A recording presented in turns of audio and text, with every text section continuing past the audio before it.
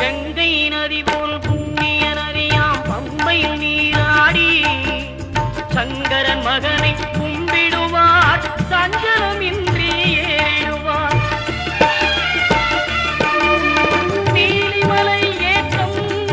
சிவபாலனும் ஏற்றிடுவார் காலமெல்லாம் நமக்கே